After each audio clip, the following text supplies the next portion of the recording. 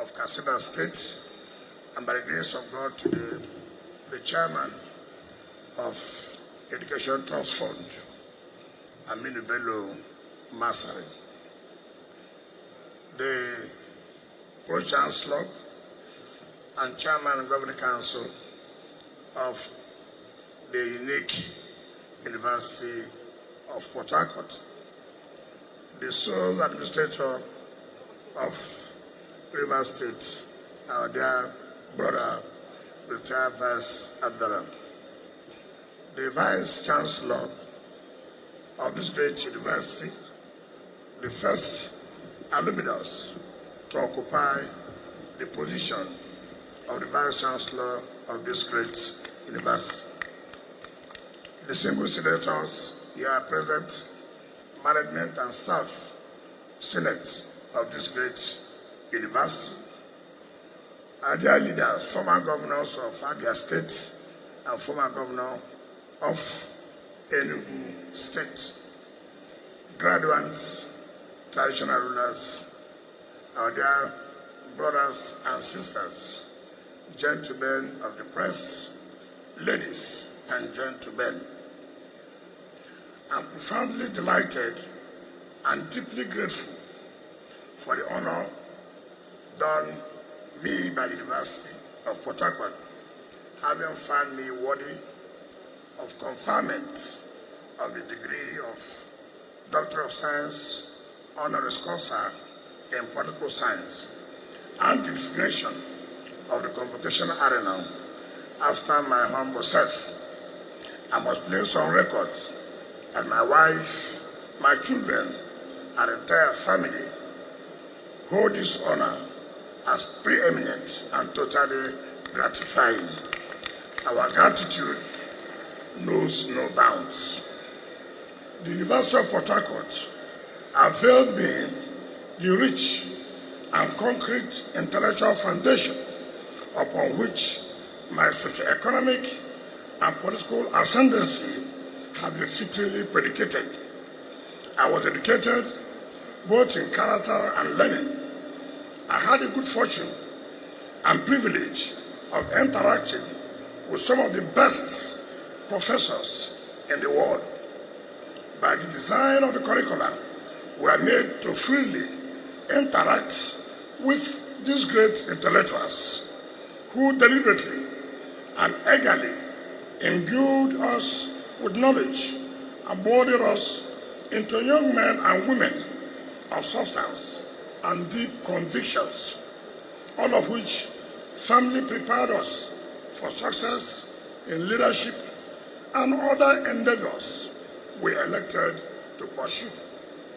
It is in the light of the foregoing that I have always strongly believed that every alumnus should give back to the university as a mark of pure gratitude. This also explains why I freely give to this institution whenever I have had the opportunity to so do. Throughout my duty towers, I will say, I've never hesitated, rather I have ever denied that I'm the happy alumnus of the unique University of Port Harcourt.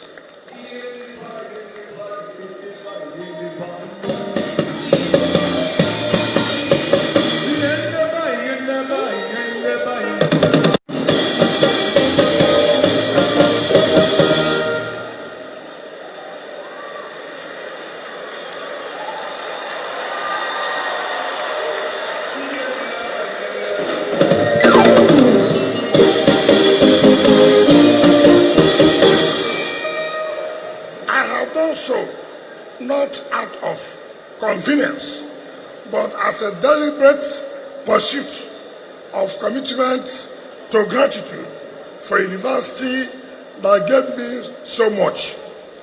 To this extent, you will recall that even though this university was established in 1975 as a conventional university, there was no law faculty in this university.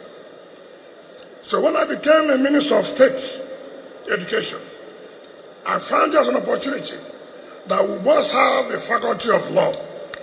I'm glad that the Vice Chancellor had said it here today that today we have Faculty of Law. I did not only enter that, I said there must be a befitting Faculty of Law building, and I insisted. And today we have that Faculty of Law, which was named after one of the legal luminaries who became one of the Faculty of Law. Those of us who share the same faculty with the humanities, social sciences, and humanities, you agree it was a very tight faculty, building, to house these two great faculties of social sciences and humanities. As the Minister of State Education, through Tedford, I insisted that a new faculty of social sciences has to be built for the Faculty of Social Sciences, and we named it after one of the most erudite political economists, Professor Claude Ake.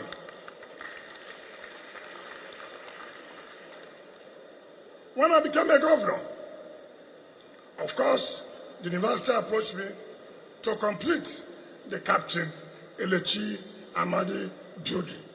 Today, you will agree to the fact that building has been completed. As a governor,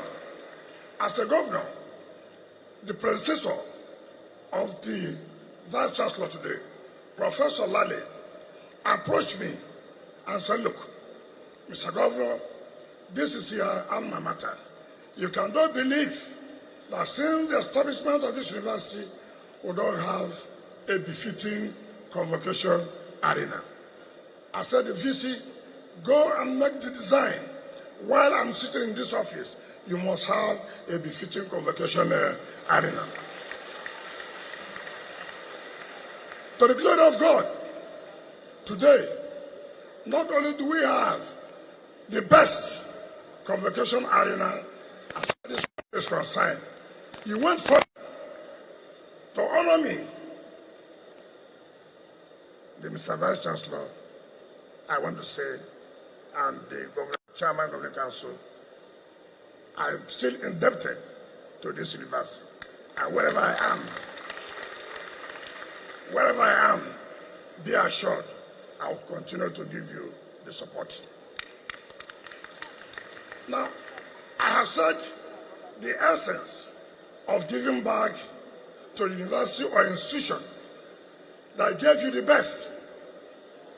In my own case, not just because I graduated from this university first, after my national youth service, I went to Rivers State University to read law. And I can say that I'm proud to also say, as an alumnus of that great university, I can say, to the glory of God, that I have given back to the university that gave me support, gave me the legal things to do whatever I'm doing today. Let me say, as a chairman of local government council, as chairman, I have to build the first postgraduate hostel in Rivers State University as the chairman of local government. As a governor, of course you understand, like the VC has said, funding of universities is very, very difficult. But I said, this is the institution that contributed to my growth. While I'm the governor, we have to turn the narrative, change the narrative. As governor of the state, I make sure I completed infrastructure facilities for faculties of environmental and management sciences. I make sure I completed the Faculty of Law building. I built the College of Medical and Mechanical Sciences building. I built a new Senate building. I built National Union of Rivers State Students building. I built the HA campus of Rivers State University. I built the Amoha campus of Rivers State University. I built the Ahuda campus of the River State University. I built and fully foreign facilities for basic clinical and clinical sciences. I built River State Clinical Students Hostel. I built pathology building in the River State University of Science and Technology. I'm proud because I wouldn't have been governor and then go out and then I have the opportunity to criticize those who were in government. Then while I was there, what was my contribution to that institution? Had a separate building which no other in any state except after I've left as governor. As a governor, I was the only governor, a lawyer, who contributed to the building of the Secretariat of the Nigerian Bar Association. That was why they named a floor after River State, where in that floor we recognize citizens of River State. It will also not surprise you, as a governor, I, as a governor, was the one who built auditorium, classrooms, and hostels for Nigerian Law School in Lagos. I mean, in Yenegua. After that, I had the opportunity to build the best law school campus in River State. The best, that nobody, even the headquarters, cannot match what we have in River State. Nabogram Douglas campus of the law school. As a governor, I was the first in this state that introduced welfare scheme for judges and judicial officers. I made sure that not only did they have houses, I made sure they were all given their certificates of occupancy. Today, that has given hope, that has given confidence to judicial officers that when they retire, they have a place to go to. That is contribution to legal education, to the growth of the legal institution. As a lawyer and as a governor, I was the only governor that heeded to the call by the body of benchers to contribute to the building of the benchers hall. Where most of you today, when your brothers and sisters are being called to the bar, where they call them is what they call the benchers hall. I was the only governor who is a lawyer who contributed to the building of the body of benchers hall. And that is why they named one floor in favor of River State. For me, River State has given a lot. For me, University of Port Harcourt has given a lot. For me, River State University has given me a lot. For me, the legal education has given me a lot.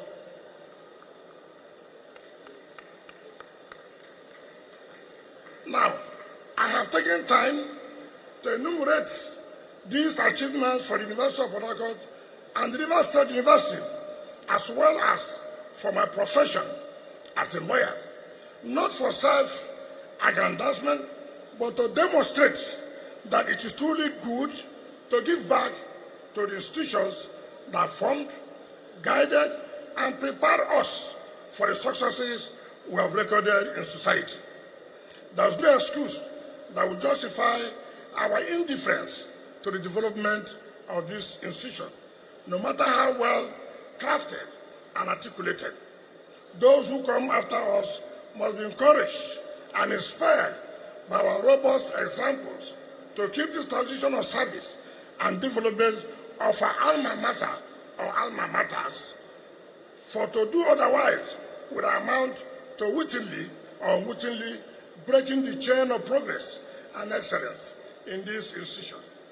The university has produced speakers of the House of Assembly, governors and ministers of the Federal Republic of Nigeria. What have they given back to the university? This university has produced generals in the armed forces, captains of industry, and top bureaucrats. What have been given back to the press. This university has produced clergymen of repute, diplomats, and celebrated actors. What have they given back to the university? This university must demand answers from them because there's a legitimate basis for this question, since the university provided the foundation upon which all of them, including me, soared to prominence. I must, at this point, exercise the patriotic duty of calling on all of you to support the visitor of this university and President of the Federal Republic of Nigeria, His Excellency Bola Ahmed Tinubu, Grand Commander of the Federal Republic, for his unwavering and undiluted commitment to the socio-economic well-being and prosperity of our country. Through his renewed hope agenda, he has, with the establishment of the Nigerian Education Loan Fund, NALFund, amongst other remarkable initiatives, started the dramatic transformation of our tertiary educational landscape in such a way that soon no willing child will be denied access to quality education because of economic hardship. I'm very grateful to the Vice Chancellor that he said over 3,000 of our students are beneficiaries of this scheme. For us, in the University of Port Harcourt community in particular, there's palpable evidence of the President's commitment to the development of tertiary education and the promotion of all levels of education in the country. This is because only recently the University of Port Harcourt approached me as a minister of the Federal Republic to request for land for the establishment of a center for leadership and democratic studies.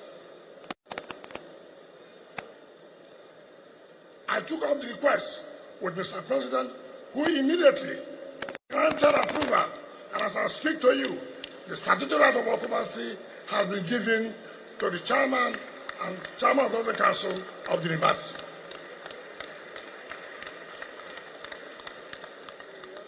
I've asked my friends across the country to partner with me to actualize this dream and also erect a new and befitting Senate building for the University of Port Harcourt.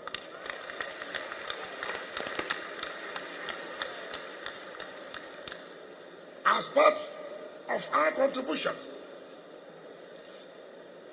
I intend to endow a chair on family and child's law in the Faculty of Law in honor of my wife, who is a Justice of Court of Appeal, and also endow another chair on leadership and public administration in the Department of Political Science in my honor. We must admit that the President met a dire socio-economic situation upon assumption of office. This challenging situation required bold and painful decisions if the nation must survive, recover, and make progress again. These decisions have been taken as expected of every bold, genuine, and visionary leader. The resultant consequences may not, in some instances, be immediately palatable, but be assured that joy is inevitably coming. For instance, the price of petrol is steadily going down, and the trend will continue, just as agricultural production and manufacturing are gradually experiencing a rejuvenation. No effort is being spared in combating insecurity, and we are trusting that before long we'll be able to traverse the length and breadth of our landscape again without molestation. Our country is undoubtedly on the path of positive ascendancy, and very soon the impact will be visible even to the blind and obvious even to the cynically minded. We must resist the purveyors of lies, hate, and division who seek to destroy our country. These men and women who coalesce under the banner of the so-called coalition are propelled by the delusion of grandeur and perpetual search for relevance and political power. If you interrogate their profiles, you will find that they have been in office for almost all their lives, yet nothing concrete to show as their achievements in building an enduring nation. In only 2 years of this administration, they are congregating and aggregating to destroy rather than build, and drill rather than reconstruct our hitherto battered country, for which most of them have been active dramatists personnel in the willful distortion of our politics and economy, which they painfully orchestrated in their respective tenures in office. We know these naysayers, and you are enjoined to reject them and the unpatriotic drumbeats of division and veiled propaganda. As I conclude, let me reiterate that the University of Port Harcourt imbued us with deep and qualitative knowledge, the knowledge that provoked supreme confidence in everyone who came in contact with it. The university's brand of scholarship was built on a fabric of pristine values anchored on deep research, truth, and outspokenness. We were taught to speak truth to power and society, and a couple of us have not defected from that tradition. Today, I'm happy to testify that even the university itself has not departed from its original vision, as exemplified in the quality of men and women that you have carefully chosen as an honorary causa awardees. In an age where many universities appear to be fired more by mercantilist adventures, you have elected to keep the excellent tradition of university and remain sane. I congratulate the university for this golden jubilee anniversary and say, God bless unique report.